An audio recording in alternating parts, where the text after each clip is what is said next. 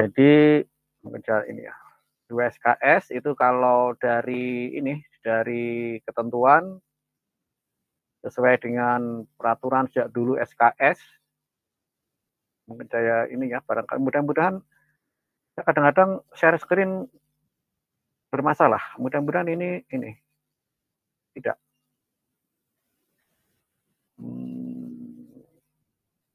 Mudah-mudahan ya, mudah-mudahan beres bisa oke.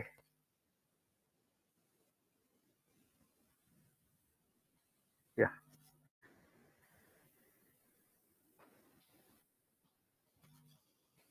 Mana?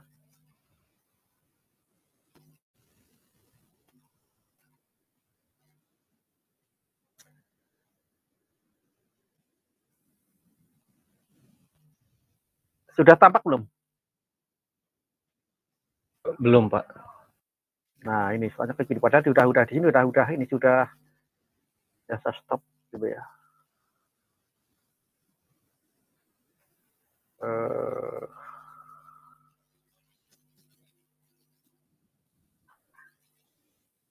Ada masalah apa ini? Sasinya begini tuh ini.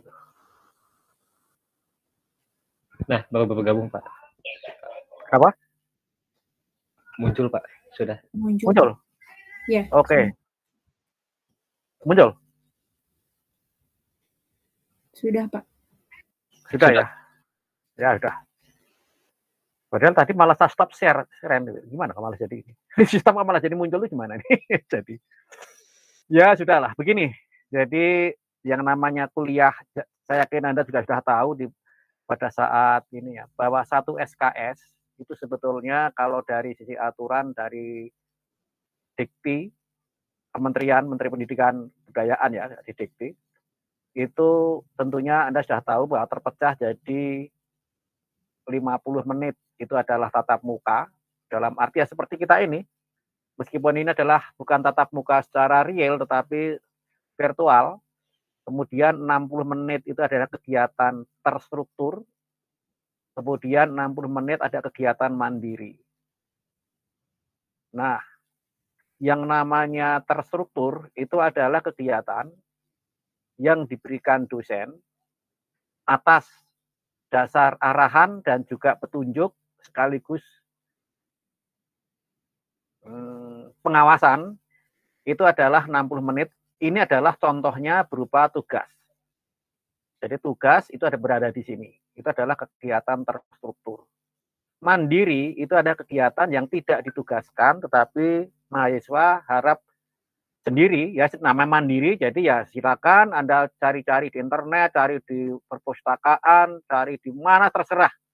Itu adalah mandiri. Kemudian 50 menit ini adalah tatap muka kita sekarang ini. Ini adalah kita kuliah selama 50 menit. Itu satu SKS. Nah, kita kuliah 2 SKS. 2 SKS itu kalau menurut yang ada di dalam RPS pecah jadi 2, satu untuk kuliah, satu untuk praktek. Nah, ini yang jadi agak masalah tuh nanti ya. Praktek itu kalau satu SKS itu adalah 170 menit atau kira-kira adalah 3 jam kuliah. Ya, 3 jam kuliah kira-kira, dan ini adalah 1 jam kuliah. Nah, karena praktek di statistika di sini itu adalah praktek, bukan praktek di laboratorium. Bapak, mohon maaf. Kenapa? Presentasinya tidak terlihat, Pak. Lo tadi muncul katanya. Ya, hilang tadi lagi. Cuma hilang. Tapi sekarang hilang lagi, Pak. Jadi cuma hilang gambar. lagi. Oh iya, ininya jadi ini. Anda sedang abaikan. Nah, coba kalau saya abaikan begini, muncul lagi nggak? Belum ada, Pak, kalau di saya. Bentar. Ya, Pak, belum muncul, Pak. Hilang lagi tadi ada di awal, Pak. Tapi sekarang hilang lagi. Ini hentikan presentasi adanya.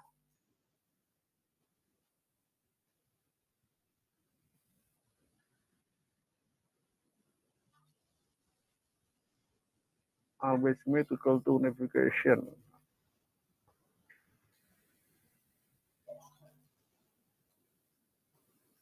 Anda melakukan presentasi untuk kembali. Nah, ini di sini gimana, nggak kelihatan? Iya Pak, masih nggak kelihatan. Bentar, berarti saya hentikan dulu, kemudian ulang lagi. Mudah-mudahan ini mau. Oke, seluruh layar. Ya, bagikan sekarang. Oke. Mudah-mudahan masuk.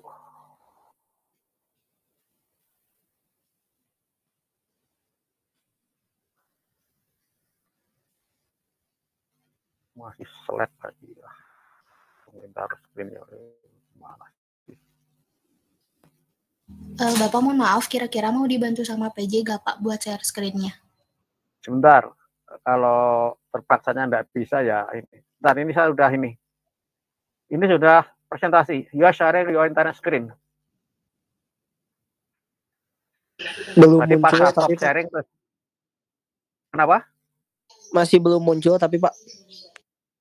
Bentar, tunggu. Kayaknya di jalan masih. Mungkin angkotnya habis.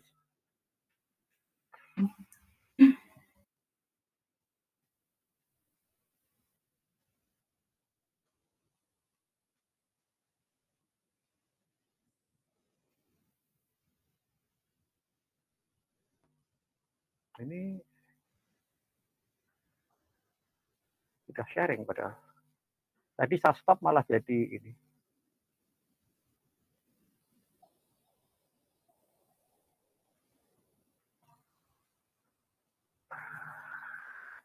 Bentar, saya Muncul, Pak. muncul ya? Iya. Lama berarti ya. Oke, yang lain kelihatan muncul? Terlihat Pak. Terlihat Pak. Oke, ya sudah. Ya, jadi gitu ya tadi ya. Jadi kuliah ini sebetulnya cuma teorinya 1 SKS. Teorinya. Nah, untuk praktek, itu kalau saya yang namanya praktek kita kan nggak di laboratorium. Kita prakteknya kan masing-masing yaitu mengerjakan soal dengan menggunakan komputer atau menggunakan laptop, silakan. Di sini kita gunakan Excel saja. Meskipun untuk software statistika itu bisa menggunakan software yang lebih canggih, yaitu dengan menggunakan SPSS yang paling canggih itu, atau menggunakan Minitab yang sederhana, atau menggunakan yang lain silakan. Memang SPSS itu adalah software yang awal sekali, boleh dikata pertama kali muncul di dunia, dulu masih dalam bentuk DOS, Disk Operating System, yaitu dalam menyelesaikan soal-soal atau persoalan statistika. Makanya sering tanpa disadari atau dijadikan pegangan, orang kalau statistika ya SPSS gitu. Biasanya gitu sih ininya. Padahal awalnya SPSS itu adalah software yang digunakan untuk social science. SS yang belakang itu social science sebetulnya aslinya. Statistical process kalau nggak salah ya. For social science, SPSS. Jadi itu dibuat untuk orang-orang sosial tadinya. Kemudian perkembangan berikutnya, sekarang sampai versi ke-20 berapa itu, 27 atau 30 itu. Itu akhirnya social science itu diganti jadinya. SS tetap, tapi saya lupa, mungkin Anda malah tahu singkatannya apa itu, SPSS. Yang sekarang ya, bukan yang dulu. Itu menjadi software statistika untuk semua bidang, baik sains, sosial, maupun teknik. Nah, itu adalah karena kompleksitasnya, kadangkala menggunakan SPSS itu malah menjadi susah, karena datanya keluar semua. Kita nggak memahami, malah bingung ini apa gitu kan maksudnya. Tapi paling kompleks, ya. Paling lengkap, ya. Itu adalah SPSS. Ya, nanti di akhir-akhir bolehlah kalau Anda mau mencicipi SPSS boleh, dari berapa versi yang ada silakan, tapi menggunakan Excel pun oke. Nah, jadi nanti kita kuliah ya sesuai dengan itu hanya 1 SKS, sisanya itu adalah nanti bisa saya bimbing dulu kalau memang tidak ada kesulitan, kemudian Anda lakukan mandiri saja, yaitu praktek mandiri, tidak usah di depan laptop, tidak usah di depan Jimit. Jadi biar Anda bebas, dan Anda boleh diskusi dengan saya bebas selama 24 jam. Saya buka, saya tidak menggunakan, oh harus jam kantor, enggak. Anda sore boleh, malam boleh, WA saya silakan, enggak masalah. Bahkan pernah ada mahasiswa yang WA saya 1:30 malam. Pas kebetulan kok saya pas bangun ya. Saya udah tidur, tapi pas saya bangun kok ada WA masuk, ternyata yang nanya jam 1:30 malam. Ya saya jawab, enggak apa-apa. Saya bebas itunya. Artinya kemajuan teknologi ini sebetulnya menghilangkan batas-batas waktu, batas negara, batas usia, batas semuanya. Itu makanya kuliah sebetulnya nanti kita bisa kalau jam 1 mulai, ya jam 1 sampai jam berapalah kita mulai santai saja. Nanti di akhirnya Anda kerjakan sendiri, kalau itu ada tugas, sebagai praktek mandiri. Makanya saat kita mulai jam 3 itu masih dalam waktunya, dan mudah-mudahan Anda juga sudah tidak begitu capek. Baik, mungkin ada pertanyaan sebelum saya lanjutkan kuliah. Silakan kalau ada apa ganjalan atau apa. Kita baru ketemu pertama ini dan ketemunya juga online gitu ya. Jadi ya repot juga gitu. Karena sesuai dengan instruksi dari direktur, kita masih menggunakan online. Ya, kalau tidak ada, saya lanjutkan dengan uji satu sampel. Kalau kemarin mungkin dari Bu Dian atau dari Pak Robi, Anda sudah mendapatkan apa namanya uji Z. Sudah sampai ya uji Z ya? Sudah? Sudah belum? Bangun. Iya, Pak. Z sudah ya? Sekarang saya uji T kalau udah. Anda tahu kan kapan melakukan uji Z? Ada yang bisa jawab? Kapan Anda melakukan uji Z? Jika apa Anda bisa melakukan atau syarat apa dipenuhi untuk melakukan uji Z? Jadi statistika itu ini ya, tergantung ini tool. Contohnya ini ya, ini kan ballpoint. Kalau ditanya fungsi ballpoint apa? Fungsi ballpoint ini resminya adalah alat untuk menulis. Betul kan? Betul. Resminya adalah alat untuk menulis. Tapi ballpoint ini juga alat untuk memukul. Memukul jidat, nggak percaya ini? Ya saya pukul. Jadi ballpoint adalah alat untuk memukul, kan gitu. Nah, statistika itu juga demikian. Bahwa statistika adalah alat tools cuma. Kali-kali ini adalah tools. Jangan dijadikan menjadi berat beban karena ini adalah tools, bukan utama. Jadi ibaratnya Anda sekarang belajar adalah belajar alat untuk menyelesaikan masalah yang real. Masalah di teknik kimia. Jadi jangan sampai, oh statistika adalah ilmu mentok, selesai statistika, selesai. Bukan. Statistika adalah alat untuk menyelesaikan masalah. Makanya jangan menjadi beban berat, statistika menjadi sesuatu yang membebani. Salah. Statistika adalah alat yang mempermudah. Makanya kalau Anda sampai salah memakai statistika untuk menguji sesuatu, hasilnya akan salah. Contohnya ini tadi, ballpoint gunanya untuk menulis, tapi bisa juga untuk memukul jidat. Jadi mana yang salah, mana yang benar? Ya, dua-duanya benar. Makanya uji Z, ada yang tahu syaratnya Anda menggunakan uji Z jika apa?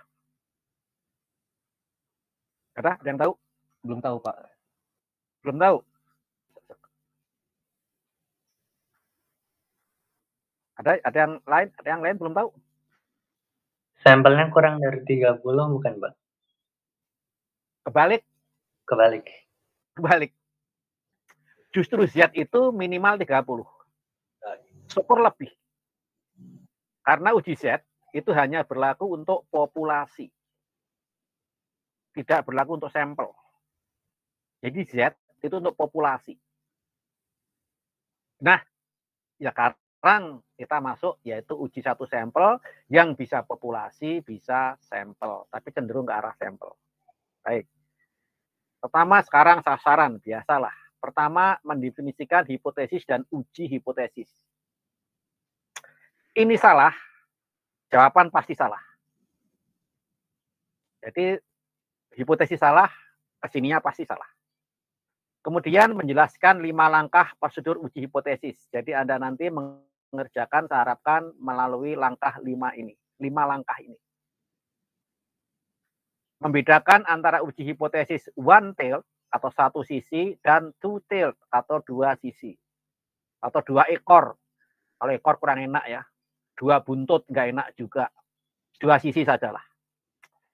Kemudian melakukan uji hipotesis rata-rata populasi, ini Anda gunakan Z. Kemudian melakukan hipotesis proporsi populasi. Kemudian tipe 1 dan tipe 2 error atau kesalahan itu. Ya, sekarang kita lihat apakah hipotesis. Hipo itu di bawah. Jadi adalah pernyataan tentang nilai parameter populasi yang dikembangkan uji statistika. Contoh hipotesis yang dibuat tentang parameter populasi. Contoh misalkan, rata-rata penghasilan bulanan seorang lulusan teknik kimia 5 juta. Minimal, itu tahun berapa ini? Ya tergantung, minimal 5 juta. Misalnya. Itu hipotesis. Benar atau tidak, tergantung kenyataan. Punya hipotesis bahwa rata-rata penghasilan bulanan seorang lulusan teknik kimia yang baru, yang fresh graduate, itu adalah 5 juta misalnya. Kalau sekarang rata-rata 6 ya. 20% dari seluruh lulusan mahasiswa teknik kimia sudah diterima bekerja begitu lulus misalnya. Atau malah belum lulus misalnya. Itu adalah hipotesis. Benar tidaknya kita uji secara statistika. Tampilkan contoh ya. Suhu sekarang 25,7. Oke, ini di ruangan saya 25,7 derajat Celcius. Ini suhu ruangan saya pada saya bikin kuliah ini. Kemudian saya mengatakan, dengan suhu 26 derajat, bisa dianggap sama atau tidak? Nah, pertanyaannya kan gitu. Ini namanya hipotesis. Hipotesisnya apa? Hipotesisnya memang tidak sama, harus diuji. Oh ternyata benar nggak sama. Oh ternyata salah, sama. Atau Anda bikin hipotesis bahwa 25,7 itu adalah tidak berbeda dengan 26. Maknanya ya, bukan nilainya. Numeriknya jelas beda. Tapi 25,7 dapat dianggap sama dengan 26. Misalnya hipotesis. Diuji. Jadi di sini Anda ngujinya mau menguji benar nggak sebetulnya 25,7 itu sama dengan 26. Bisa dianggap sama atau tidak? Nah, itu adalah hipotesis. Kalau ini saya tanyakan, apakah 25,7 bisa dianggap sama dengan 26? Kira-kira jawaban yang benar gimana? Tidak tahu. Ya. Kalau ditanyakan, apakah 25,7 bisa dianggap sama dengan 26? Atau 25,7 bisa dianggap berbeda dengan 26? Hanya data 2 ini tidak bisa dijawab secara ilmiah. Bisanya dengan perasaan. Atau dengan pembulatan yang dimudahkan 25,7 dibulatkan 2,6. Oh, sama. Itu. Dari pembulatan. Tapi dari sisi kajian statistika, maka kita tidak bisa tahu itu sama atau tidak sama, bisa dianggap beda atau bisa dianggap tidak beda. Harus ada data pendukungnya nanti. Ya, oke. Contohnya ini. Apa gunanya statistika? Sekarang kita lihat. Uji hipotesis adalah prosedur berdasarkan bukti sampel dan teori probabilitas digunakan untuk menentukan apakah hipotesis tersebut adalah pernyataan yang masuk akal dan tidak boleh ditolak, atau masuk akal dan harus ditolak. Nah, bingung kan? Masuk akal tidak boleh ditolak, atau tidak masuk akal dan harus ditolak. Nah, silakan cerna sendiri kalimat ini. Dia masuk akal dan tidak boleh ditolak. Artinya apa? Diterima, tapi kalimatnya tidak boleh ditolak. Itu halus ya. Atau tidak masuk akal dan harus ditolak. Oke? Ada 2 hal yang seperti itu yang nanti kita hubungannya adalah menolak atau menerima. apa? Yaitu pernyataan sesuatu uji sama atau tidak. Langkah hipotesis. Pertama, nyatakan hipotesis nol dan alternatif. Harus 2.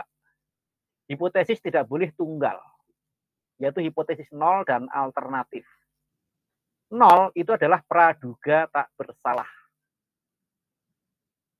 Alternatif adalah praduga bersalah. Hipotesis nol adalah status quo, sementara alternatif adalah pertanyaan. Jadi, yang menjadi pertanyaan soal, yang menjadi pertanyaan masalah, itu adalah hipotesis alternatif. Sementara hipotesis nol, itu hipotesis yang bersifat status quo. Tahu kan status quo? Status quo itu nggak berubah. Ya, gini maunya gini kok. Zona nyaman lah status quo itu. Nah, yang menjadi soal itu adalah hipotesis alternatif. Kemudian yang kedua, pilih taraf signifikansi atau level of significance atau taraf kebermaknaan. Taraf keyakinan sebetulnya. Wah, enggak, bukan. Signifikansi itu adalah taraf kepercayaan. Beda lagi.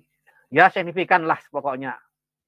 Bahasa Indonesianya susah itu kadang-kadang ya. Signifikan itu apa sih? Signifikan itu ya bermakna. Yang ketiga, identifikasi perangkat statistika yang sesuai. Artinya Anda gunakan uji Z, uji apa harus jelas di sini. Sekali Anda salah di 3, maka berantakan semua. Jadi perangkat statistika harus benar. 4, merumuskan aturan keputusan. Rumusannya gimana? Kapan Anda menolak dan kapan menerima. Setelah itu diolah dan ambil keputusan. Terima H0 atau menolak H0. Kalau menolak H0 berarti menerima H1. Menerima H0, menolak H1. Nah, ini adalah langkah yang harus Anda lakukan berurutan dari nomor 1 sampai nomor 5. Nomor 1 salah, maka ke sini wassalam. Jadi hipotesis nol itu yang paling menentukan dalam statistika. Makanya saya mengerjakan soal, kalau soalnya urean, begitu hipotesis nol salah, saya sudah hilang, itu sudah habis ke bawah, nggak ada gunanya lagi soalnya. Karena hipotesis nolnya salah. Kalau hipotesis nol salah, udah berantakan semua nanti. Ya, ini tolong nanti, gimana cara hipotesis nol? Kita lihat mulai satu-satu. Kita mulai yang perlu diingat tentang H0 dan H1. Pertama, H0 adalah hipotesis nol dan H1 adalah hipotesis alternatif. 0 itu yang memang nol atau hipotesis yang status quo, sementara H1 adalah hipotesis yang alternatif. H0 dan H1 saling eksklusif dan kolektif. Eksklusif memang berbeda, berlawanan, eksklusif gitu. Tidak boleh inklusif. H0 dan H1 betul-betul 2 kutub yang berbeda, eksklusif. Kalau 0 iya, H1 tidak. 0 merah, 0 hitam, maka H1 putih gitu. Jadi nggak ada yang abu-abu di sini. Jadi H0 dan H1 saling eksklusif. Dan kolektif artinya apa? Bersama-sama. Kalau ada H0 ya ada H1. Ada H1, ada H0. Itu adalah merupakan sesuatu yang selalu ada. Kalau ada hitam, ada putih, ada siang, ada malam. Kan nggak ada malam terus gitu, atau siang terus. Itu adalah berarti dia ada secara bersama-sama yang nanti keberadaannya adalah merupakan komplement. Atau berlawanan bisa, komplement bisa. Artinya H0 dan H1 itu memang ada dua-duanya. Tidak bisa meniadakan salah satu. H0 adalah selalu dianggap benar. Jadi yang dianggap benar, dianggap tidak bersalah adalah H0. Jadi misalkan begini, misalnya begini. Anda mau menguji apakah itu benar atau salah ya. Anda jangan bikin H0 itu salah, enggak. H0-nya harus yang dianggap benar, yang positif. Jadi H0 itu positif, praduga tak bersalah. Kemudian apakah ada A dan B berbeda ya? Kalau pertanyaannya berbeda, maka H0-nya bukan berbeda, H0-nya adalah dianggap sama. Karena pertanyaan itu Anda tidak percaya. Nggak percaya kan? A atau B sama atau berbeda ya? Anda ragu. Itu pertanyaan yang membuat Anda tidak percaya bahwa A dan B itu sama atau tidak. Perlu diuji. Maka H0 yang positif. Apa? Anda tidak boleh ragu. Nggak ragunya apa? Ya dan A dan B sama. Gitu. Makanya yang dianggap benar, yang dianggap sama itu adalah H0.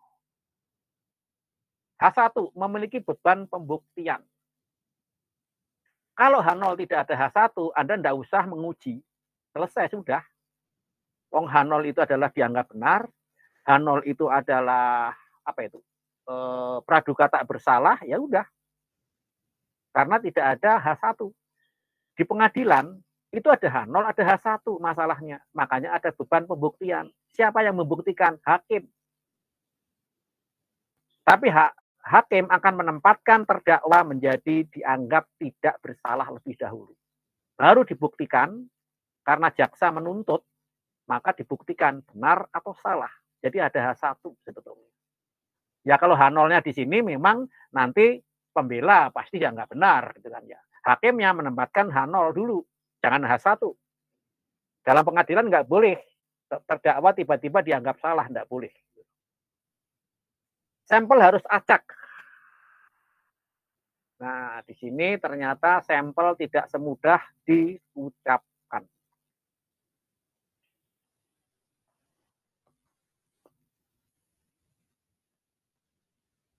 Sampel harus acak itu mudah ditulis, mudah diucapkan, tetapi kadang sulit untuk dilaksanakan.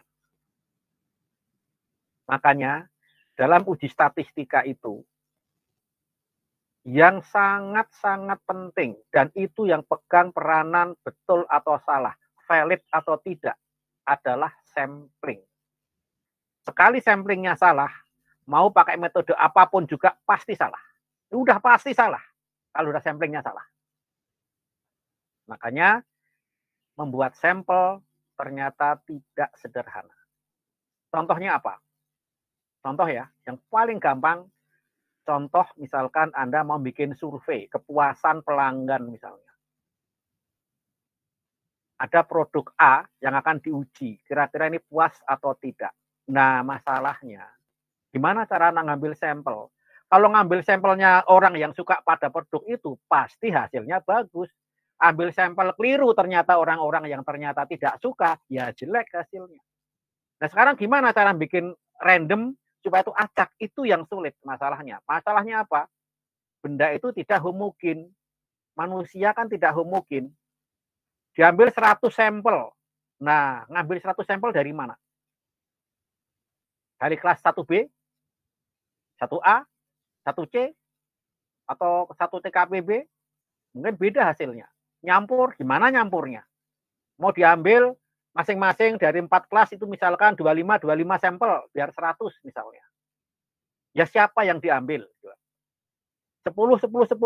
Siapa yang diambil? Itu yang jadi masalah kenapa sampel itu kadang-kadang sulit sekali. Malah boleh dikata paling menjadi kendala adalah pengambilan sampel. Sekali sampel salah, hasil kesimpulan sudah deh pasti salah. Nah makanya nanti kan sebentar lagi tahun 2024 kan ada pilpres ya, sebelum ada pilkada serentak gitu kan. Lihatin aja itu. Apa itu? Yang ini yang lembaga survei X ternyata berdasarkan itu ternyata calon presiden terkuat si A misalnya. Ternyata lembaga survei yang kedua, oh si B yang terkuat. Loh. Baru kita aja udah kelihatan, pasti sampelnya berbeda itu. Nah, kalau ada seperti itu, maka hasilnya tergantung pengambilan sampel. Kalau sampelnya orang yang pro si A, ya otomatis menang si A. Yang si pro si B, menang si B. Nah, supaya yang tidak pro dua-duanya, yang netral, sulit itu mencarinya. Itulah sebabnya kenapa ada yang namanya tingkat kepercayaan nanti. Ya, oke. Jika disimpulkan, tidak menolak H0, perhatikan tidak menolak, bukan katanya tidak, bukan menerima ya, tidak menolak. Ini berarti bahwa hipotesis 0 itu benar, hanya menunjukkan bahwa tidak ada cukup bukti untuk menolak H0. Dengan menolak hipotesis 0, maka menunjukkan bahwa hipotesis alternatif mungkin benar. Perhatikan, meskipun kesimpulannya Anda menolak H0 atau tidak menolak H0, itu hanya menunjukkan probabilitas berdasarkan bukti. Makanya kalau di kehakiman pada persidangan selalu dikatakan dengan bukti-bukti yang sah dan meyakinkan. Perhatikan kalimatnya. Bukan dengan bukti-bukti sah dan benar. Bukan itu. Selalu dengan bukti-bukti sah dan meyakinkan. Maka diputuskan. Si A terdakwa itu ternyata dinyatakan bersalah. Dihukum sekian tahun. Pertanyaannya, apakah keputusan hakim itu benar? Belum tentu. Salah bisa jadi. Dia hanya punya keyakinan bahwa terdakwa adalah benar atau salah. Nah, disinilah statistika tidak demikian. Yaitu kita hanya sampai pada kesimpulan dengan sah dan meyakinkan. Maka Anda bikin kesimpulan. Apakah benar? Tidak selalu juga. Baik, lanjut. Ini poin yang paling penting di antara deretan omongan saya tadi. Kesetaraan selalu menjadi bagian dari H0. Perhatikan, yang ada tanda sama dengan itu selalu menjadi H0. Awas, jangan keliru di sini. Karena ada buku statistika yang ternyata tidak seperti ini dan itu tidak benar sebetulnya. Nanti membingungkan bagi pembaca itu. Karena H0 dan H1-nya ketukar jadinya. Tampilkan contoh ya. Apakah A sama dengan B? Pertanyaannya, apakah A sama dengan B? Maka H0-nya adalah A sama dengan B. H1, A tidak sama dengan B. Oke? Ya. Jadi pertanyaannya, apakah A sama dengan B? Ini pertanyaan. Apakah A sama dengan B? Maka hipotesis nolnya adalah H0-nya itu adalah A sama dengan B. Karena ini. Dan H1-nya adalah A tidak sama dengan B. Nah, baik. Sekarang mungkin Anda bertanya barangkali. Loh Pak, tadi katanya H1 itu adalah yang pertanyaan. Kok ini pertanyaan awal justru H0? Nah, perhatikan di sini, jangan terjebak pada pertanyaan. Tapi pada konteksnya adalah A sama dengan B atau tidak. Kalau saya katakan pertanyaan begini, apakah A tidak sama dengan B? Atau apakah A berbeda dengan B? Dengan apakah A sama dengan B? Konteksnya apa? Tidak yakin, artinya ragu-ragu. Ragu-ragu adalah bagian dari H1. Oke? Kalau Anda hanya berkonotasi atau memilih atau berpengetahuan pertanyaan adalah H1, nanti akan menjadi terjebak jadi hal yang aneh tergantung pertanyaannya sekarang. Kalau pertanyaannya apakah A berbeda dengan B, maka berarti Anda mengatakan ini H1, ini H0. Kalau Anda menjadikan apakah A sama dengan B, maka Anda dapatkan H0-nya ganti. A tidak sama dengan B. Sementara H1, H sama dengan B. Padahal pertanyaan itu esensinya sama. Apakah A berbeda dengan B? Apakah A sama dengan B? Itu sama esensinya. Dua-duanya meragukan masalahnya. Dua-duanya ragu apakah A itu sama atau tidak, kan gitu kan. Kalau itu Anda hanya mengacu pada H1 adalah pertanyaan, maka pada persoalan yang sama H0-nya berbeda. Kacau kan jadinya. Ini begini hasilnya. Yaitu ini sama ini. Nah, kan berarti kesimpulannya beda loh itu nanti. Diuji statistika ternyata H0 diterima. Kalau Anda menggunakan ini Anda terima, kalau Anda gunakan ini Anda diterima. Soal yang sama, puji yang sama, hasil yang sama, kesimpulan berbeda, itu namanya salah, yang bikin H0 itu. Maka sekali Anda bikin H0 salah, berantakan bersamanya. Nah, untuk lebih memahami, maka H1 adalah memang pertanyaan, H0 adalah status quo dan menjadi yang dianggap benar, maka pernyataan inilah yang penting, bahwa H0 itu adalah selalu yang ada tanda sama dengan. Dah, ini ada kunci aja lah. Kalau ada tanda sama dengan, itu adalah H0. Yang tidak ada tanda sama dengannya, itu adalah H1. Oke. Nah, tidak sama, lebih kecil, lebih besar, itu berarti selalu bagian dari H1. Nah, mudah-mudahan dari sini Anda tidak bingung dan bisa paham membedakan antara H0 dan H1. Oke. Belum saya lanjutkan, mungkin ada pertanyaan, silakan. Saya sambil minum dulu. Anda boleh sambil minum, makan juga boleh.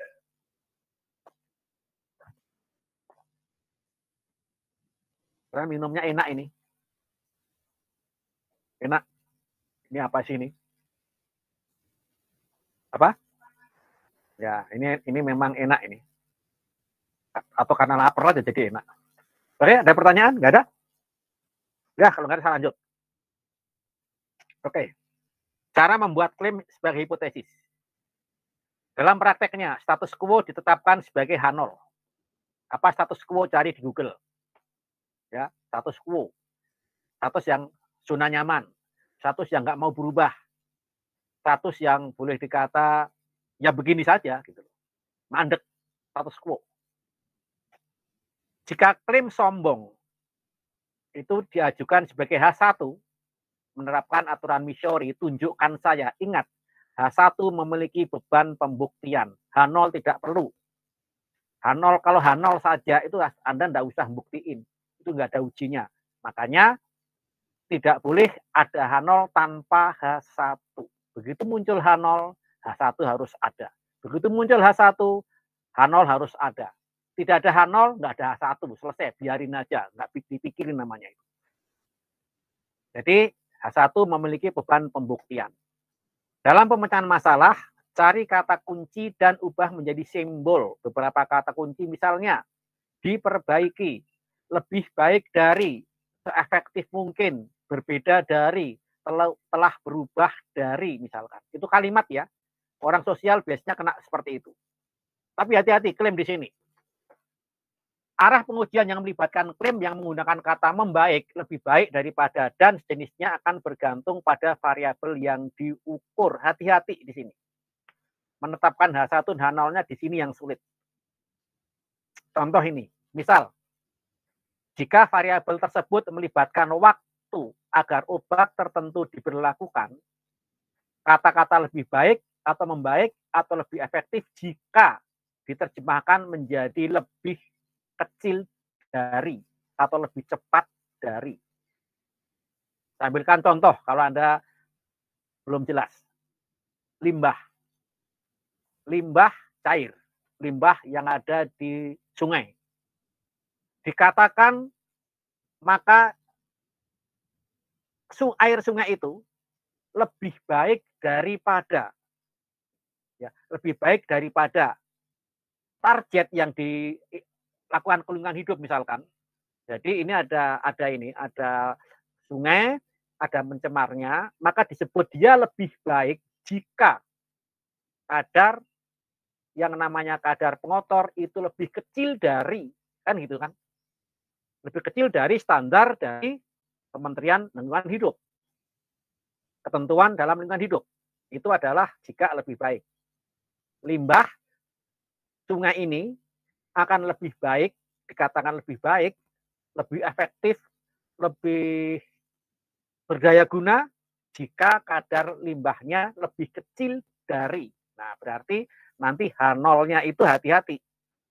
H0-nya tentu ada batas, yaitu biasanya lebih kecil dari atau sama dengan sekian. Ada batas. Sama dengannya masuk. Nah, sekarang saya balik. Kadar emas di dalam tanah. tanah ini mengandung kadar emas yang lebih baik. Pertanyaan sama, lebih baik daripada ini. Atau lebih baik jika kadar emasnya lebih besar dari 10 ppm misalnya. Nah, Anda perhatikan, sama-sama katanya lebih baik, tapi bisa jadi lebih besar, bisa jadi lebih kecil. Itu yang selama ini membuat sulit membuat hipotesis 0 dan hipotesis 1. Jadi perhatikan, makna dari mana lebih baik, lebih cepat, atau lebih efisien, lebih efektif, itu nanti kalau dinumerikan dalam konteks konsentrasi atau dari konteks suhu atau dari konteks konversi misalkan itu lebih besar atau lebih kecil. Anda perhatikan di situ, itu nanti yang menjadi kuncinya di situ. Karena numerik. Nah, di sisi lain jika variabel mengacu pada skor tes, maka kata-kata lebih baik, membaik, lebih efektif jika lebih besar. Nah, ini contohnya, contoh 1 dan 2 itu mudah-mudahan Anda tidak bingung. Jadi lebih besar dari ini numerik ya, tidak ada kaitan dengan ini sudah merupakan ini. Ini sudah angka. Ini sudah angka ini. Kalau ini kan lebih baik kan berupa suatu kualitatif. Kalau dikatakan lebih besar dari itu adalah angka, maka itu bagian H1. Lebih kecil dari H1. Lebih besar, lebih kecil atau sama dengan ini. Paling sedikit atau lebih besar atau sama dengan H0. Setelah bertambah, berarti itu lebih besar, itu H1. Tidak sama dengan atau berbeda adalah H1. Tidak berubah atau sama dengan adalah H0. Nah, kalau yang ini Anda lihat. Oke, ini adalah mengenai uji. Nah, sekarang permasalahannya, ada uji sisi kiri dan ada uji sisi kanan. Perhatikan, kanan itu besar, kiri itu kecil. Nolnya berada di tengah biasanya. Jadi kalau di titik koordinat kartesian, ke kanan kan itu berarti membesar. Kalau ke kiri itu mengecil. Artinya, kalau batasnya berada di kanan, ya, berarti yang bisa memperoleh, mendapat penerimaan adalah jika lebih kecil dari. Sementara kalau batasnya di kiri, berarti batas jeleknya di sebelah kiri. Maka kita lebih besar dari. Contohnya tadi limbah misalkan. Limbah itu punya batas maksimum. Jadi punyanya batas atas, batas bawah nggak ada. Nggak ada kan batas bawah dari suatu limbah nggak ada. Nggak ada, adanya 0 nanti. Jadi adanya batas maksimum. Maka berarti itu sisi kanan berarti. Artinya apa? Yang memenuhi syarat adalah dari batas itu ke sebelah kiri. Nah, kalau sisi kiri, contohnya adalah kadar emas di dalam tanah. Itu punya batas bawah. Batasnya berapa? Taruhlah ekonomis jika 4 ppm misalkan. Nah, 4 ppm ke atas, itu adalah kita terima. Sementara yang lebih kecil dari 4 ppm kita tolak. Artinya itu adalah sudah tidak layak untuk dipakai. Maka ada uji sisi kiri dan ada uji sisi kanan. Baik, sekarang kita lihat keputusan dan konsekuensi dalam uji hipotesis. Nah, peneliti, kita perhatikan di sini. Kalau H0 itu benar, artinya apa? Ternyata setelah dibuktikan, ternyata memang itu memenuhi status quo, memenuhi suatu kesamaan, maka kita dapatkan H0 benar. Peneliti berarti kalau dia tidak menolak H0 atau menerima ya, istilahnya kan tidak menolak, itu bahasa halus, maka berarti keputusan itu benar. Karena apa? Memang H0 benar, berarti dia tidak menolak. Ya itu benar. Tapi kalau H0-nya benar, tapi ternyata orang itu tetap menolak, itu namanya type 1 error atau error tipe 1. Atau dengan kata lain, di dalam rangkuman ini, di dalam rangkaian ini, meskipun kita menerima hanya probabilitas. Contoh 95% kita terima, 5%-nya kita tolak. Jadi misalnya, pilkada atau pilpres, ternyata Presiden A menang. dengan berdasarkan keputusan dari MK. Ternyata Presiden A menang. H0 benar. Tidak menolak H0, maka keputusan benar. Artinya MK memutuskan itu berdasarkan bukti H0 benar, maka dia tidak menolak. Dengan kata lain, A menjadi presiden. Pertanyaannya, ada nggak orang yang menolak? Ada, yaitulah bagian ini, type 1 error ini. Jadi kalau di dalam satu keputusan pengadilan, dan ternyata itu diterima di putusan memutuskan sesuatu putusan yang menolak putusan pengadilan termasuk tipe 1 error. Jadi kalau Anda nolak pengadilan itu namanya error sebetulnya. Terlepas dari hakim itu salah atau benar, bijak atau tidak, atau adil atau tidak. Ya, hati-hati, keadilan itu tidak jelas. Kenapa tidak jelas? Siapa yang bilang? Bagi terdakwa yang namanya adil adalah bebas. Tahu kan? Bagi terdakwa yang namanya keadilan jika dia bebas. Bagi jaksa yang namanya adil adalah jika terdakwa bersalah. Tah, sudah berbeda kan? Satu kata keadilan ternyata dipandang dari jaksa dan dari terdakwa sudah berbeda. Nah, maka kalau seperti itu keadilan di mana? Yang memutuskan adalah hakim. Makanya hakim memutuskan, oh ternyata dia bersalah, oh ternyata dia tidak bersalah. Keputusan hakim dianggap keputusan Tuhan. Jadi dengan demikian, maka ya sudah, kalau hakim memutuskan tidak bersalah, ya jaksa harus terima. Mau banding-banding ya silakan aja, tapi keputusan hakim adalah seperti ini. Itu adalah secara probabilitas dengan yakin memang keputusan hakim benar. Apakah ada kemungkinan salah? Ya ada, namanya manusia. Jelas pasti ada errornya pasti. Tidak akan mungkin tidak ada error. Pasti, karena interpretasi. Kalau kita hanya masalah keadilan, nggak akan habis sampai kiamat, percaya deh. Nggak akan itu. Karena semua orang punya interpretasi atau punya persepsi, tafsiran terhadap keadilan itu berbeda-beda. Di mana dia berpijak. Mungkin Anda bertanya, lupa kan ada kitab suci yang dasarnya benar. Iya, kitab sucinya benar. Agamanya benar, betul. Yang nggak benar apa? Interpretasinya masalahnya. Kan otak orang macam-macam gitu. Begitu ada masalah, ada yang bilang, oh itu benar, ini salah. Nah, mana yang benar? Nah, itu makanya statistika pada dasarnya adalah hanya keputusan yang dianggap meyakinkan, masih ada kemungkinan itu salah. Kemudian yang ini, H0-nya memang salah. Memang salah. Maka kalau Anda menolak H0 itu benar. Namanya juga H0 salah kok. Terdakwa ternyata bersalah. Ya sudah, berarti ditolak semua pledoi dari terdakwa. Keputusan benar. Tapi ada yang nggak percaya, ada yang masih kuasa kusuk, kemudian hakim tidak adil. Nah itu tipe 2 error itu. Artinya melawan keputusan hakim. Type 2 error. Error tipe 2. Nah, baik. Ini adalah gambaran peranan statistika di dalam suatu uji. Kalau ujinya itu adalah uji secara teknik, memang relatif mudah. Kenapa? Yang diuji tidak protes masalahnya. Karena yang diuji adalah benda mati. Yang protes siapa? Yang punya sampel. Tapi sesi ujinya tidak akan protes. Berbeda kalau uji seperti ini di pengadilan, sama-sama statistika juga. Maka yang dihadapi hakim adalah makhluk hidup yang bisa ngomong, beda hasilnya. Sekarang contohnya ini. Tadi ada uji sisi kiri, ada uji sisi kanan. Anda perhatikan, ini adalah distribusi normal. Artinya apa? Kita anggap sebetulnya seluruh distribusi normal itu kita terima sebetulnya. Hasilnya seperti itu. Pengennya kan gitu. Bahwa seluruh data di dalam distribusi normal itu adalah memenuhi syarat dan itu diterima.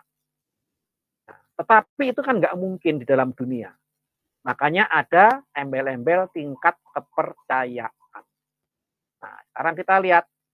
Kalau kita lihat ini pakai scale of Z, jadi adalah menggunakan distribusi Z, berarti ini adalah populasi, maka ada daerah yaitu daerah penolakan. Artinya apa? Ini adalah daerah yang Anda tolak, batasnya adalah di sini.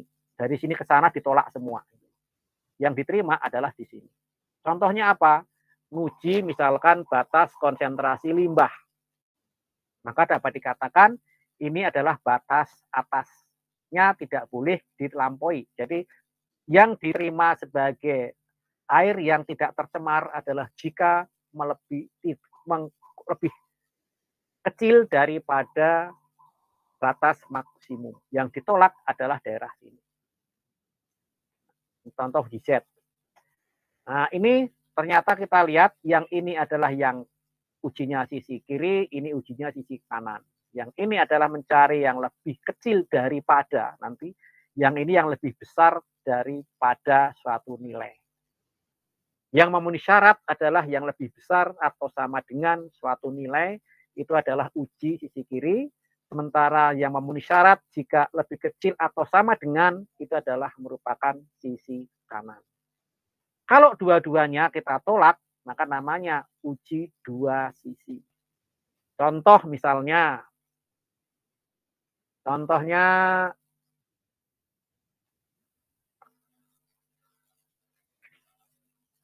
saya ingin melihat apakah ada perbedaan nilai antara kelas 1B dan 1A. Saya bertanya, rata-rata nilai kelas 1B dan 1A itu sebetulnya kalau secara statistika itu adalah ujinya sama atau tidak sih? Atau bisa dianggap sama enggak sih? Itu H1. H0-nya, oh enggak, sama saja, itu H0-nya. Maka ujinya adalah dua sisi. Karena mungkin A lebih rendah daripada B, atau A lebih tinggi daripada B. Jadi batasnya ternyata nanti adalah syaratnya ada dua batas ini. Kalau masuk daerah sana berarti ditolak, kalau masuk daerah sini ternyata bisa dianggap sama. Diuji. Batasnya ada dua sisi. Itu namanya uji satu sisi dan uji dua sisi. Jadi kalau ini adalah jika tandanya tidak sama dengan ini. Ya. Sementara ini, yang ini ditolak jika dia lebih kecil dan dia ditolak dia jika lebih besar. Diterima jika dia lebih besar atau sama dengan, ini lebih kecil atau sama dengan. Ini H0-nya dan ini H1. Ingat, H0 adalah status quo yang mengandung sama dengan, ini ke atas yang memenuhi syarat. H1 adalah yang bersifat eksklusif dan dia merupakan lawan dari H0. Makanya ini adalah H1, ini adalah H0. Ini H0, maaf, ini H1. Oke. Yang ini adalah H1, yang H0-nya adalah sama. Ini H0. Ini H0, ini H1. Yang ini H0, ini H1. Yang ini H0, ini H1. Ya. Oke, sekarang kita lihat contohnya ini. Nah, inilah yang namanya uji rata-rata. Rumus sebelah kiri adalah rumus distribusi Z yang sudah Anda peroleh sebelum UTS. Z sama dengan X rata-rata dikurangi mu dibagi sigma per akar N. Ini adalah jika jumlah sampel 30 atau lebih. Itu adalah Z Anda gunakan. Jika sampel kurang dari 30, Anda gunakan T. Sebagai pengganti standar deviasi populasi digunakan standar deviasi sampel S. Maka kriterianya H0 mu sama dengan suatu nilai dan H1-nya mu tidak sama dengan nilai. Perhatikan, ini adalah populasi, bukan sampel yang ditulis di situ. Jangan X yang ditulis ya. Jangan H0 adalah X sama dengan suatu nilai. H1 X rata-rata tidak sama dengan satu nilai, bukan. Karena sampel itu pada dasarnya adalah untuk mewakili populasi. Jadi kesimpulan adalah selalu kesimpulan dari populasi, bukan sampel. Ya contohnya beginilah. Ternyata warga Bandung dilakukan suatu uji statistika, diambil sampel 100 orang. Maka sampel 100 orang itu mewakili Bandung. Kesimpulannya nanti Bandung, bukan sampelnya. Bukan. Adalah itu untuk mewakili populasi Bandung. Maka di sini dikatakan ini mu-nya. Ini adalah merupakan dari Ambil nilai rata-rata standar atau nilai rata-rata yang seharusnya. Kemudian ditolak jika, ya tentunya Anda perhatikan, kalau Anda perhatikan seperti ini, jika nilai Z dalam hal ini adalah di sisi positifnya akan mengalami nilai yaitu jika T alfa per 2, N-1 atau Z alfa per 2. Alfa adalah level signifikansi. Kenapa per 2? Karena sisi kiri dan kanan. Alfanya 10, maka 5, 5. Alfanya 5%, maka 2,5, 2,5. Sekarang yang ini, H0 adalah lebih besar sama dengan suatu harga. Maka H1-nya lebih kecil dari suatu harga. Anda tolak jika ngikutin ini. Maka Z lebih kecil dari satu nilai dan ini adalah nilai ini. Dia karena dia ke sisi sebelah kiri tentu negatif nanti hasilnya. Kemudian ini adalah yang ini. Kita lihat yang memenuhi syarat adalah yang lebih kecil atau sama dengan. Yang ditolak adalah jika lebih besar. Maka ini adalah syaratnya. Perhatikan ini pasti negatif. Karena nilai ini adalah berada di sisi kiri dari sumbu 0. Sumbu Y 0. Baik, ini adalah uji hipotesis untuk rata-rata dari suatu ini. Nah, sekarang proporsi. Proporsi itu adalah bagian. Tampilkan contoh. Misalkan proporsi itu hanya benar salah. Hitam putih. Manis tidak. Ya tidak. Itu adalah proporsi. Jadi nanti berapa persen proporsi itu. Maka Pi proporsi nilainya hanya persentase atau fraksi. 100%, 90%, 50% gitulah. Jadi dia proporsi atau fraksi sebetulnya. Sehingga nilainya sama, ini adalah rumusnya dengan menggunakan uji Z. Oke. Rumusnya itu. Nah, sekarang kita lihat uji rata-rata populasi dengan standar deviasi populasi jika diketahui. Nah, ini contoh kita mulai persoalan yang sesungguhnya. Perhatikan judulnya.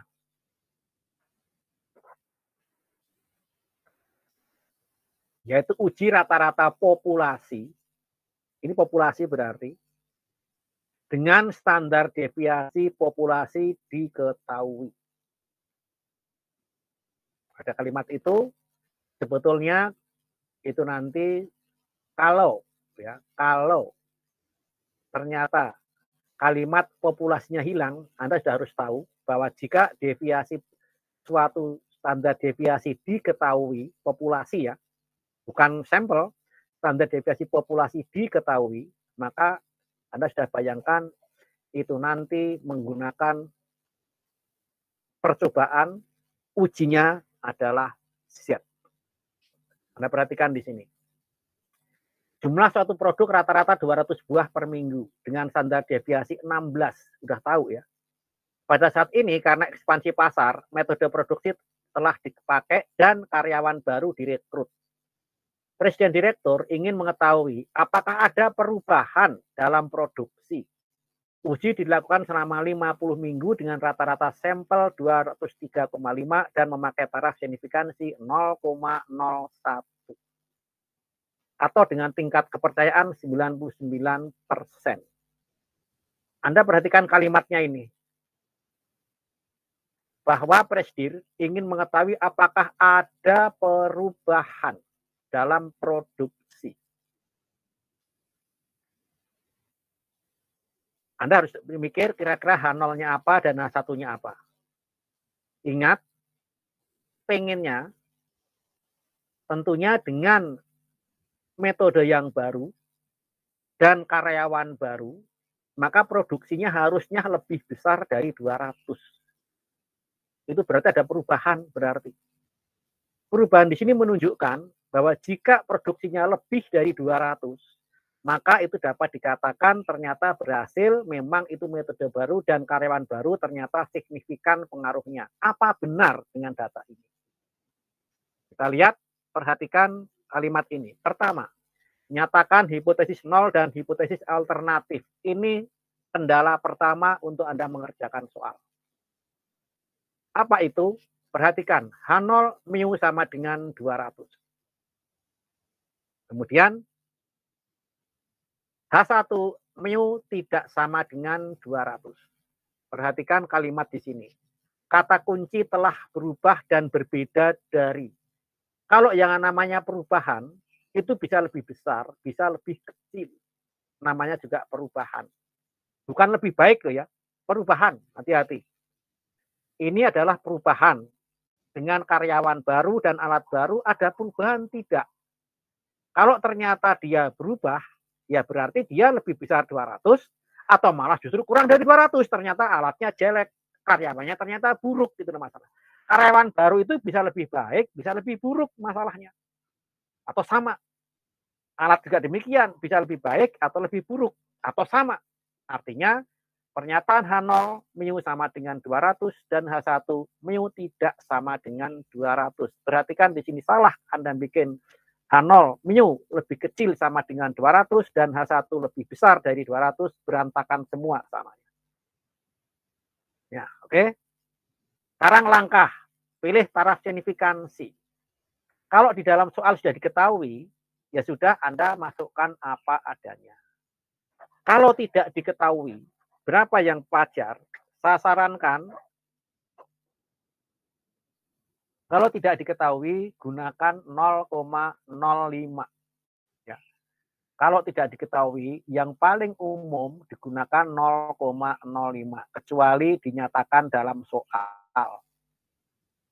Boleh sih Anda bikin 0,1 boleh, 0,01 juga boleh. Cuma ini yang umum segini sebetulnya. Nanti kenapa penjelasannya di belakangnya. Kenapa 0,05? Ini kebetulan pakai 0,01 karena dinyatakan dalam soal. Udah kita terima aja, jangan dirubah.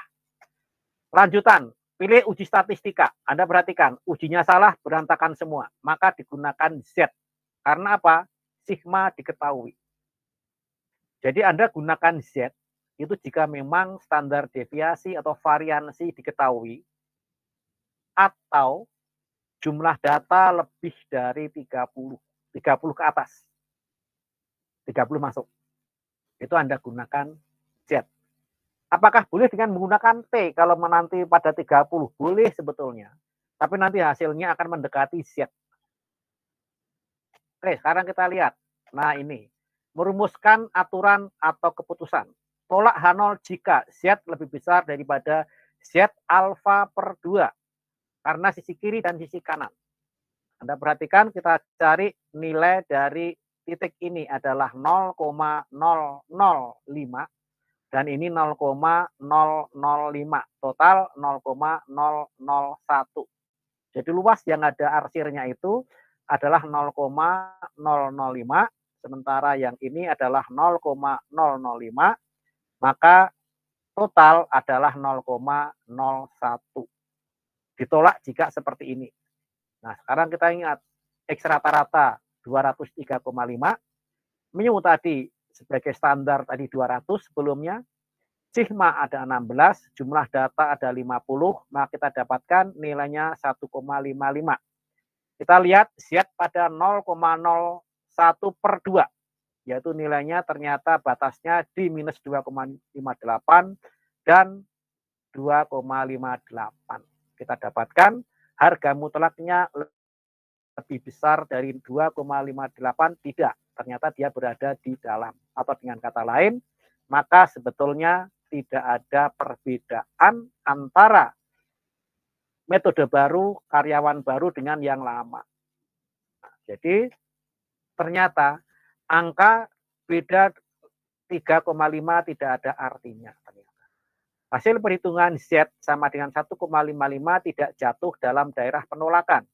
Sehingga H0 tidak ditolak. Atau berarti Anda tidak menolak H0 atau menerimanya. Kesimpulannya adalah rata-rata populasi tidak berbeda dari 200. Sehingga dapat dilaporkan ke Presiden Direktur. Dari sampel tidak memperlihatkan perubahan produksi atau tidak berbeda dari 200 per minggu. Jadi meskipun hasilnya 203, ternyata secara uji statistika dinyatakan ternyata itu adalah sama saja. Nah, sekarang Anda perhatikan di sini. Ternyata titik ini berada di dalam, gara-garanya batasnya adalah ini. Kalau Anda rubah batasnya, bukan 0,1%, tapi 0,05%, maka akan berbeda lagi karena daerah yang berada di sini adalah 95% itu nanti. Dan Anda dapatkan itu nanti nilainya akan berbeda. Kalau Anda bikin lagi alfanya Anda perbesar, bisa jadi nanti Anda dapatkan batasnya berada di sini dan nanti ternyata dinyatakan berbeda. Jadi kesimpulannya, ternyata Anda menerima atau menolak ini.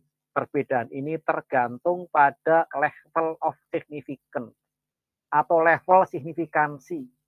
Itu sangat menentukan Anda bisa menerima atau menolak hasil. Nah, dari sini mungkin Anda jadi bertanya, Pak, kalau gitu gunanya buat apa? Kalau toh akhirnya ujung-ujungnya tergantung kita. Mau menolak atau menerima tergantung alfa. Baik, kalau Anda punya pikiran seperti itu, jawabannya adalah alfa secara umum itu biasanya diambil 0,05. Kenapa? Kalau Anda menggunakan 0,01, berarti Anda punya keyakinan tinggi bahwa Anda benar hasilnya. Data ini benar, hasil statistika ini benar, itu adalah dengan tingkat keyakinan 99%. Dalam beberapa hal, keyakinan yang terlalu tinggi justru orang tidak percaya masalahnya. Kalau terlalu tinggi bisa jadi ini bohong malah. Dan tidak percaya. Tapi kalau Anda bikin keyakinan yang rendah, taruhlah dengan keyakinan 60% dan ternyata masuk, orang tidak percaya juga.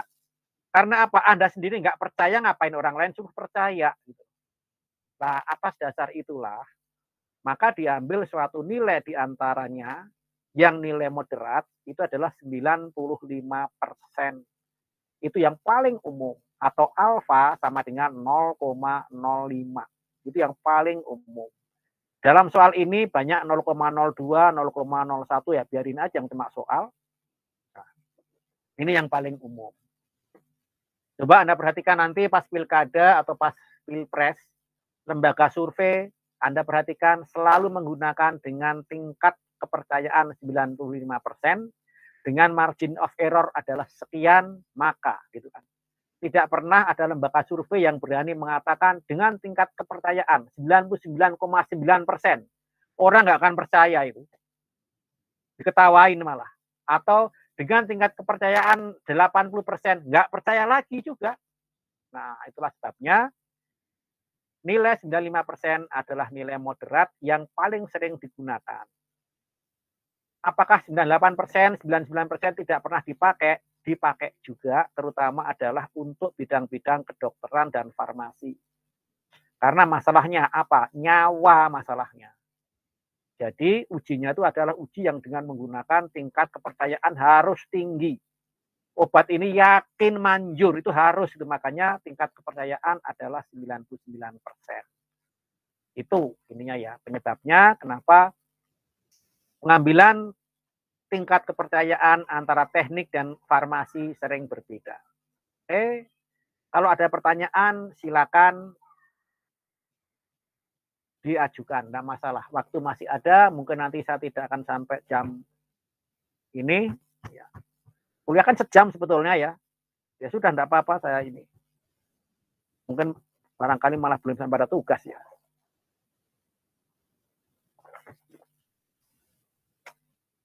Oke, sekarang Anda perhatikan. Soal sama. Lihat ini. Sekarang kita lihat. Dari contoh 1.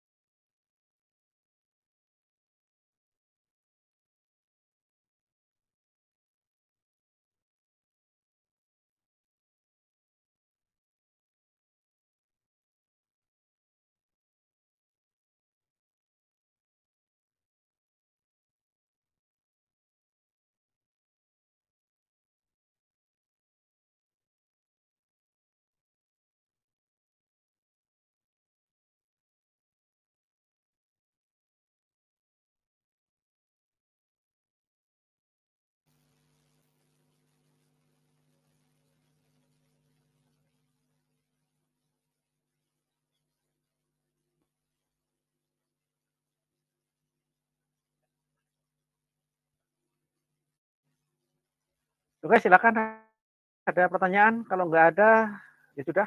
Mungkin saya akhiri. Masih ada waktu kira-kira 10 menit, 15 menit. Jadi harusnya kuliah sejam ya, kebablasan sampai 2 jam ya, enggak apa-apa lah ya. Lanjutnya praktek. Jadi nanti silakan Anda kerjakan. Ini saya apa? Oh, gini aja dulu lah. Nanti mungkin ada perubahan di sini ya. Ini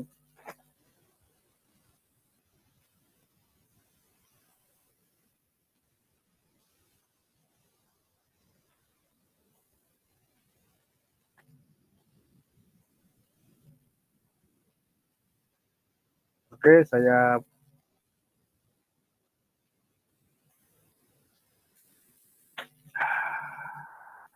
Bapak izin bertanya. ya, silakan. Tadi dari PPT-nya itu ada yang apa ya? Yang contoh soal gitu Pak, yang sebelumnya. Yang pertama itu ada 2,58 itu dari mana ya maksudnya? Kurang 2, nilai Z 58. tadi ya? Iya. Nilai Z tadi ya? Iya. Dari tabel. Dari tabel Z. Udah bisa kan ini membaca tabel Z? Kalau enggak pakai Excel juga bisa sebetulnya sih ya. Excel enak sih, Excel tinggal ini. Bentar, 08 09 uji 1 sampel.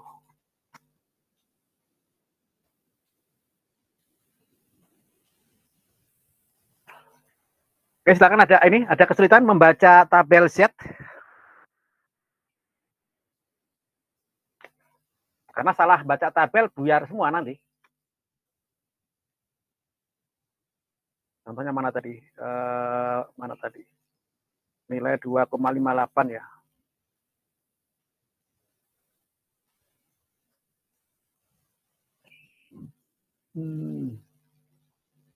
Mana tadi?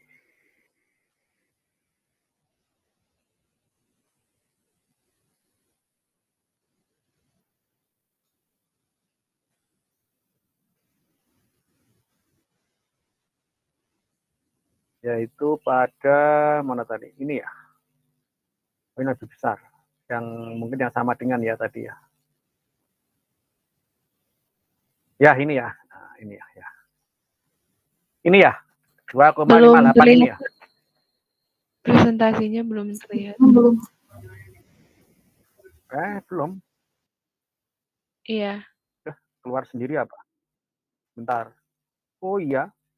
Lenyap ya. Ya Pak, tadi pas pembahasan contoh Bapak keluar tiba-tiba.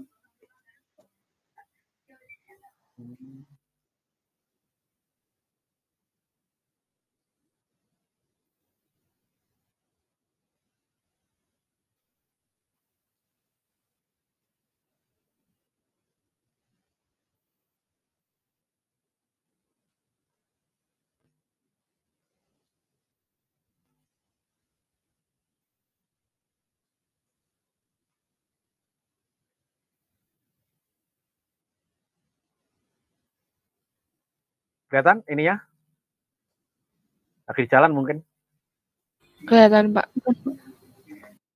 Udah ya. Ini ya yang 2,58 ini ya? Iya ya. Pak. Iya. Ya. Ada kesulitan. Tabel Z-nya. Kenapa diperoleh 2,58? Tabel Z-nya itu dari mana ya Pak? Ya, bukannya udah diajarin baca Z? Katanya buka tadi. Belum Pak. Belum. Uji Z udah belum? Kalau belum nanti saya tambahkan uji Z, itu bisa berdiri sendiri. T dulu bisa, Z dulu bisa, nggak masalah sih. Coba. Mudah-mudahan saya ada tabel Z ya. Biasanya ada sih. Di mana ya? materi setelah UTS, soal PPT, gimana nih? Oh, ini tabel statistika. Oke, tabel set, ini ada set yang ini.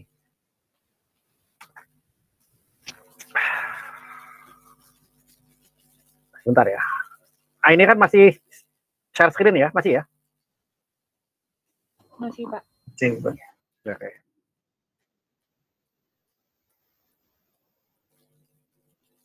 Ini kuliahnya pada di Bandung atau masih pada di rumah masing-masing ini? Di Bandung, Pak. Di rumah Bandung? Bandung, Pak. Oh iya, yang rumahnya Bandung. Yang rumahnya jauh ada nggak ini? Yang Cianjur atau Tasikmalaya, Garut, atau mungkin Pamengbek sana? Nggak ada? Ada Pak. Ada. Dari mana? Dari mana? Pak Uji dari Garut. Garut. Oh, di Garut sekarang. Di Garut atau Sudah di Bandung? di Bandung. Oh, di Bandung. Ngekos di Kalau masih Bandung. di Garut, Bapak dodol Garut itu harusnya. Iya, Pak. Ini teman saya nggak bawa dodol, Pak, dari Garut teh. Garut ya. Oke, Anda perhatikan ya, 2,58 anunya itu berapa tadi ya? Bentar, itu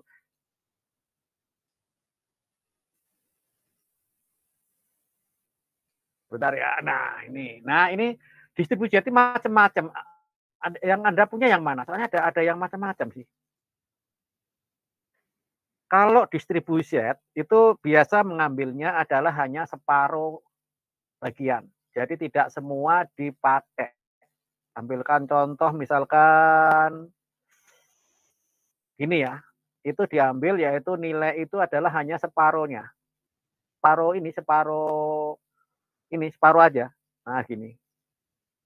Jadi ini adalah 50% atau 0,5, di sini 0,5 gitu loh.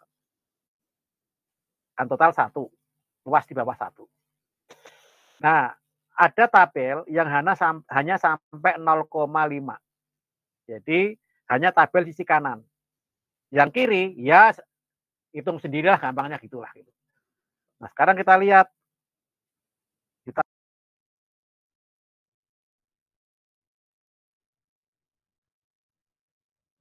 Keluar lagi ya Bapaknya. Iya. Dia sadarin. Gara-gara Uji nggak bawa dodol. Baru sampai, Cong. Parah, Imam juga nggak bawa opak. Oh, fuck. Kerupuk opak.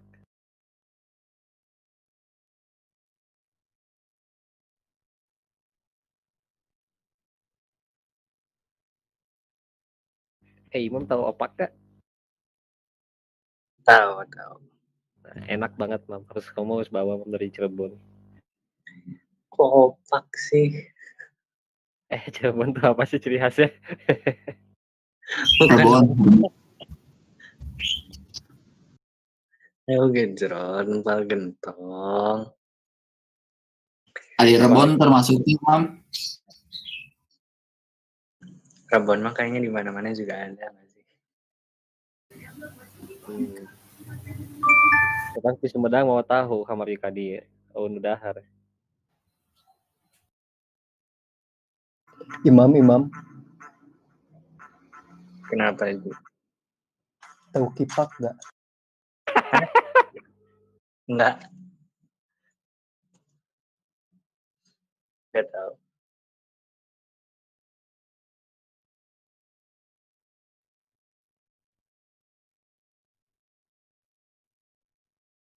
Kenapa kamu nanya gitu ke Imam? Uji.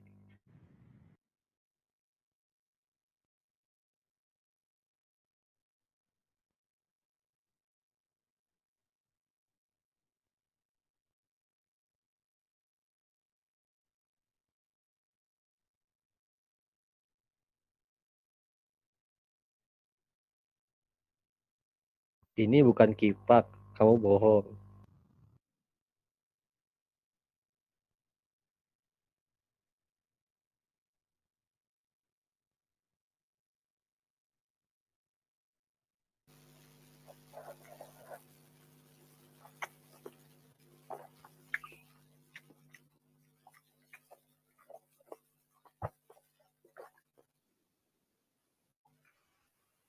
Rupanya saya ngomong tapi ternyata ngilang. Iya Pak, tadi Bapak keluar lagi. Repot sih begini. Ya nggak enaknya online tuh begini sih memang.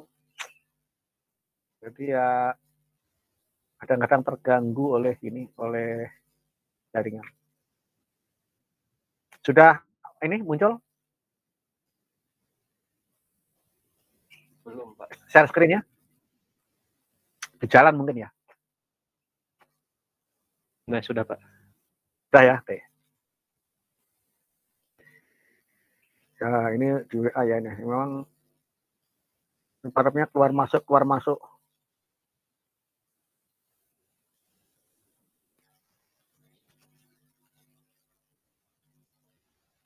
Baik, ya.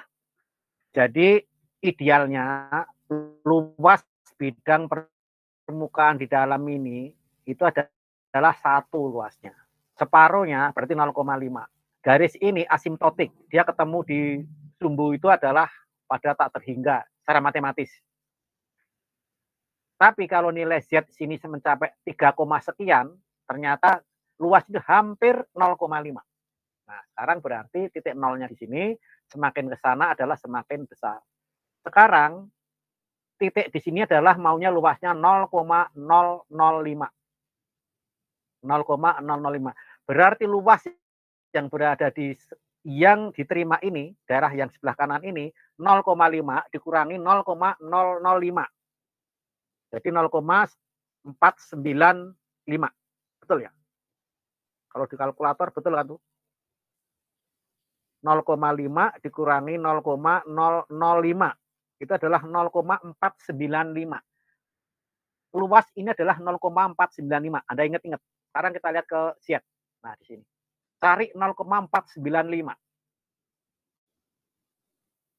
Yang nilai kalau dari arah sini 0,495, dari arah sana berarti 0,005 luasnya. Nah, sekarang kita lihat ini yang luasnya 0,005. Cari di sini ini 0,005. Nah, ini antara ini kan.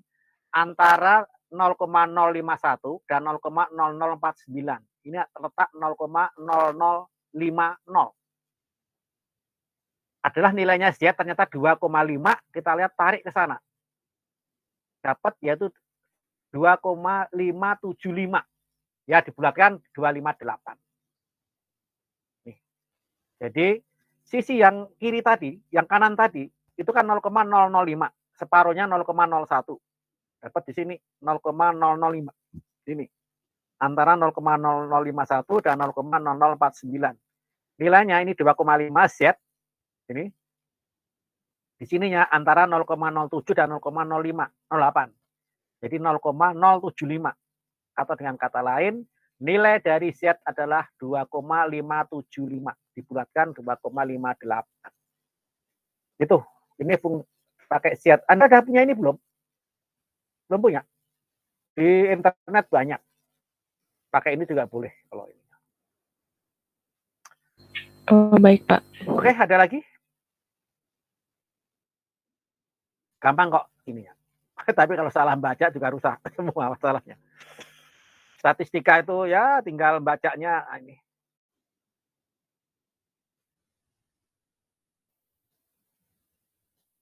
Baik, ada lagi pertanyaan? Kalau tidak ada ya sudah, saya kirimkan saja ininya, kirimkan apa? Ininya, materi saya kirim ke siapa ini? Ini kita punya grup nggak ini? Bikin grup gitu ya? Ini kelas 1, apa sih saya ngajarnya kelas 1A sama kelas 1B ya, itu nggak bisa digabung ya? Kalau bisa digabung, gabung aja. Anda enak, juga enak. Soal gini, ngomong dengan 2 materi yang sama, 2 kelas itu kadang-kadang beda itu nanti masalahnya. Penjelasannya kadang-kadang kalau kita satu kelas bareng jadi satu kan adil, jadi penjelasan saya sama. Nanti takutnya itu pernah sih beberapa kali malah saya jelaskan di kelas A, di B nggak saya jelasin. Karena lupa ada yang bertanya soalnya. Gitu. Ternyata penting pertanyaan itu. Atau DB ditanyakan, B saya jelaskan, A tidak. Gitu. Nah kalau bareng kan, kalau ya siapa tahu bisa dijadikan satu. Kita kelas apa sih? A sama B ya. Nanti saya ngajar lagi hari Kamis jam 4.56 ya kalau salah ya. Atau 3.456 lupa saya. Iya Pak. Jadi ini Pak apa? Ya, coba. Digabung kelasnya Pak. Ya kalau bisa digabung 2 jam aja, enggak usah ini paling banter, enggak usah sampai 3 jam, 4 jam enggak usah. Sisanya itu nanti mandiri lah, prakteknya mandiri aja. Tapi diskusi dengan saya terbuka. Jadi praktek di rumah atau di laptop, tapi boleh aja Anda tanya ke saya. Silakan barangkali bisa digabung entah hari ke hari Selasa atau ke hari Kamis atau hari lain boleh lah. Biar enak. Oke, saya kirim ke siapa ini? Ini ya. Apa yang tadi saya sampaikan, kuliah ke-8 sekaligus 9. Ya. Ke ini ya, ke email siapa ini?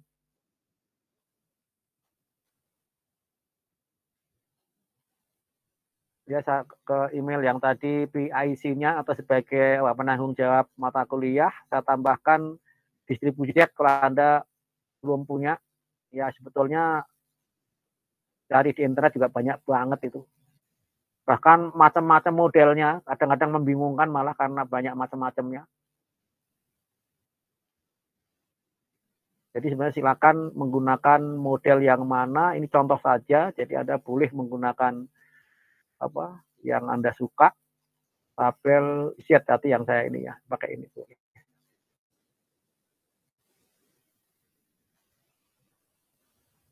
Ya, ini saya kirim.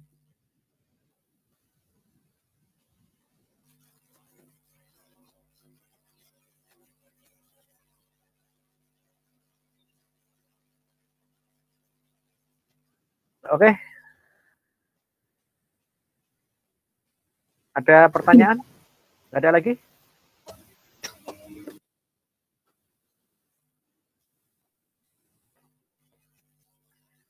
Kalau nggak ada ya sudah, saya akhiri saja.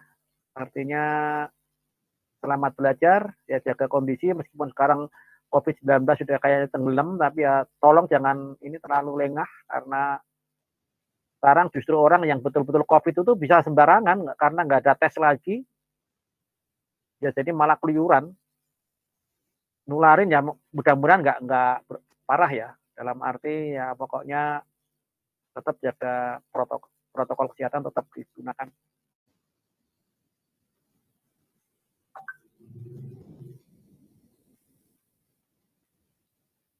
Oke, kalau nggak ada ya sudah, saya akhiri. Assalamualaikum warahmatullahi wabarakatuh.